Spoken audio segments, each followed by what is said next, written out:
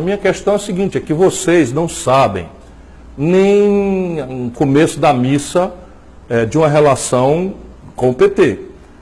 Eu ajudei o PT e o Lula ao longo dos últimos 20 anos. Preste bem atenção aí, o petista mais ranheta. Na crise do mensalão eu estava lá todo dia às 7 horas da manhã. No impeachment da Dilma, o Ceará foi o único estado do Brasil que deu 2/3 dos votos contra. Eu me demiti da CSN, onde eu tinha um super salário de executivo, para ir para a rua brigar, enfrentei ameaça física, o meu irmão enfrentou ameaça física, tudo para tentar ajudar. Quando vem as eleições agora, até as pedras do caminho sabiam, e eu repeti 1 milhão de vezes, que a lei da ficha limpa não permitiria que o Lula fosse candidato. Todo mundo sabia. O que é que faz o PT? Resolve vamos dizer, assustar o povo brasileiro ou comover o povo brasileiro, como preferir, lançando uma candidatura natimorta do Lula, cuja premissa é a ignorância da gente. É dizer, o povo brasileiro é um bando de idiota, nós vamos enganar, vamos dizer que o Lula é candidato, fica todo mundo apaixonado pelo Lula, e no dia seguinte, quando o Lula de fato não for candidato, a gente pega um poste e lança o poste para ganhar a eleição. Isto não se faz. O país não aguenta mais isso. E se a rigor você tiver um pouquinho de equilíbrio, isso foi o que o Lula fez com a Dilma. Ele não podia mais ser candidato, pegou uma candidata que, apesar de ser honrada, séria, não tinha nenhuma experiência, foi para o governo, desastrou o país. Ou alguém acha que essa crise começou com o Temer? Essa crise começou com a Dilma. A Dilma pegou o Brasil numa condição de 4% de desemprego e entregou com 14% de desemprego.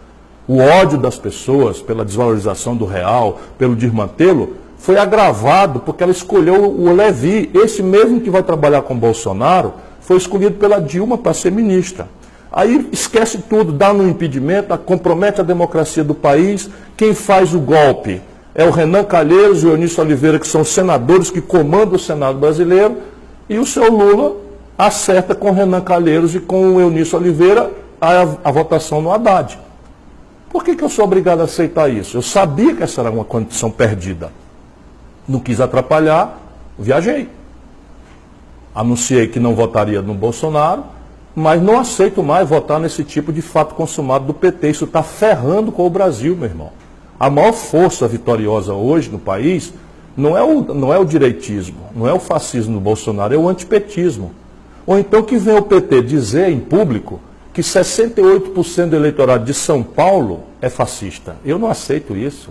Pois bem, o resultado da eleição em São Paulo foi 68% Bolsonaro, 32% Haddad. Sabe quanto foi aqui no Ceará? Eu ganhei aqui no Ceará a eleição, no primeiro turno. No segundo turno, o Haddad tirou 70% dos votos aqui. E na terra dele, em São Paulo, bota a mão na cabeça, irmão, você petista, pensa um pouquinho. Em São Paulo, o Haddad tirou 32%. Aliás, 2 anos atrás, o Haddad tirou 16% dos votos, perdeu a reeleição no cargo de prefeito por Dória, esse farsante. Nenhum país do mundo, nenhum partido político do planeta Terra escolheria uma pessoa que, a despeito, volto a dizer, de ser uma boa pessoa, com esse tipo de biografia, para liderar o país numa hora tão ameaçadora e crítica quanto essa. Mas passei o primeiro turno inteiro denunciando o Bolsonaro. Agora, eu desafio um petista a mostrar uma frase de um petista graduado, ou muito menos do Haddad, no primeiro turno, contra o Bolsonaro. Essa é a questão. Então, repare bem, isso é o que está visto. Bastidor. PT meteu dinheiro na campanha, PT pagou fake news na internet, PT pagou grupo de agressão no WhatsApp. E sabe contra quem? Não foi contra o Bolsonaro, tudo contra mim. PT fez o diabo, chantageou o PCdoB para retirar a candidatura da Manuela, depois sumiu com a Manuela do PCdoB da campanha.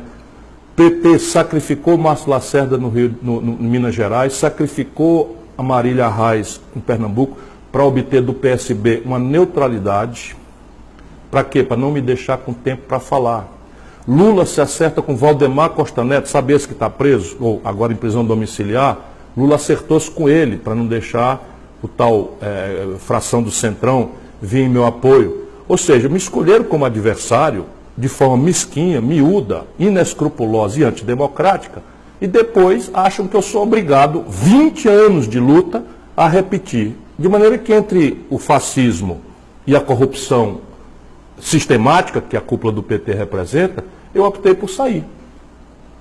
Disse que não votava no Bolsonaro, como de fato não votei, votei no Haddad, mas não quero mais fazer campanha com corrupto. Enquanto essa cúpula do PT estiver aí dando as cartas, não contem comigo. Por exemplo, quando a Dilma nomeou o Lula ministro, o PT chamou todo mundo de golpista porque um ministro do Supremo deu uma liminar contra a posse do Lula no ministério. Agora, o Bolsonaro nomeia o Moro para ministro, o que faz o PT? Pede à justiça uma liminar para não deixar o Moro tomar posse. A gente não aguenta mais isso. Na prática são iguais. Nós precisamos encerrar essa crônica e garantir o rito da democracia. Qual é? A maioria vota, escolhe quem foi eleito e o eleito vai governar. Cabendo a nós, num primeiro momento, cumprimentar, reconhecer a vitória e, no segundo momento, cobrar, exigir. E, nesse momento, como houve um grande terror espalhado pela cúpula do PT de que há um risco à democracia, nós precisamos estimular o Bolsonaro a jogar o jogo democrático. E a forma de fazer isso é cercá-lo com as instituições. Não é? O parlamento é o mais importante, mas na medida em que o PT cooptou praticamente ou aparelhou as instituições da sociedade civil brasileira, nossa sociedade civil hoje está muito frágil, muito debilitada. Deixa eu ver se eu explico bem para vocês. Cadê o exército do Stedley? Uma pergunta, cadê o exército do MST? Entope o MST de dinheiro, tal, coopta, aí pega o MST, pega lá 3 companheiros, 4 companheiros de boa fé, fanatizados pela crônica, bota para fazer greve de fome. Cadê a greve de fome? Lembra? Pegaram 5 companheiros do MST, pobres, e fizeram uma greve de fome em Brasília, reclamando da liberdade do Lula. Percebe? Isso ninguém aguenta mais no Brasil. É preciso que a gente vire essa página e jogue o jogo, volto a dizer, da democracia. E a democracia no Brasil, até o presente momento, ainda está preservada. E esse é o nosso movimento. Nosso movimento é proteger a democracia. O Eric pergunta sobre isolar o PT da oposição. Nós não queremos isolar o PT. O PT vive de mimimi, faz e acontece com todo mundo e não arca com as consequências dos seus atos. Não é? Todo mundo sabia que uma candidatura do Lula, fraudulenta como era, substituída por um candidato que não era conhecido pelo Brasil, elegeria o Bolsonaro. Todo mundo sabia. As pesquisas todas indicavam, tudo estava dito, mas o PT faz a besteira, elege deputado, que era o que eles queriam fazer, e começa a achar culpado e não fazem uma reflexão, um mínimo de humildade para compreender as bobagens que fizeram, porque já não fizeram lá atrás, com a imposição da Dilma, pela exploração do auge da popularidade do Lula. E agora a grande questão é essa. Quer dizer, nós vamos fazer o que com o Brasil? Esperar que a cúpula do PT vá toda semana a Curitiba, perguntar ao Lula o que é para fazer? Isso, o Brasil não aguenta isso. Nós não podemos ficar cultivando esse caudilismo sul-americano, tisnado de ladroeira para todo lado, e considerar o povo brasileiro culpado. Volto a dizer, alguém no PT assume que está dizendo que 70% do eleitorado do Rio de Janeiro é fascista? Pois essa é a proporção de gente que votou no Bolsonaro. Alguém assume no PT que mais de 65% do eleitorado de Minas Gerais é fascista, é de direita, quando o Lula ganhou as eleições nesses 3 estados, todas as vezes? Essa é uma questão que a gente precisa pensar. Eu respeito o povo brasileiro. Quis muito que votasse em mim. Preferiu votar no Bolsonaro com ódio ao PT, acho que foi um erro, respeito profundamente e espero amanhã merecer a confiança das pessoas, porque falo com franqueza, com fraterno respeito.